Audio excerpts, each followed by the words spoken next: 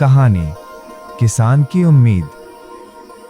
सुबह सुबह जब सूरज की पहली किरण खेतों पर पड़ रही थी, एक बूढ़े किसान जिसका नाम डेनियल था, अपने छोटे से घर से बाहर निकला।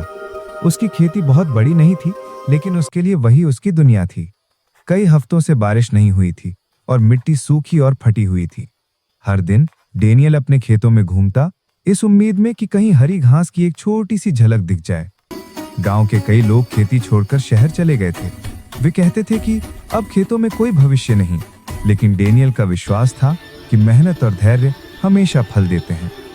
वो अपने हाथ में बीजों की एक छोटी थैली लेकर सूखी धरती में धीरे से उन्हें बोता और फुसफुसाता, मजबूत होकर उगना मेरे छोटे बच्चों। दिन बीतते गए और आसमान साफ ही रहा। फिर भी डेनियल रोज सूर्योदय से पहले उठता, जितना थोड़ा सा पानी होता उससे खेत सींचता और नंगे हाथों से घास पात हटाता। उसकी पत्नी कभी कभी चिंतित होकर कहती, शायद अब रुक जाने का समय आ गया है, लेकिन डेनियल बस मुस्कुराता और कहता, एक किसान कभी उम्मीद नहीं छोड़ता।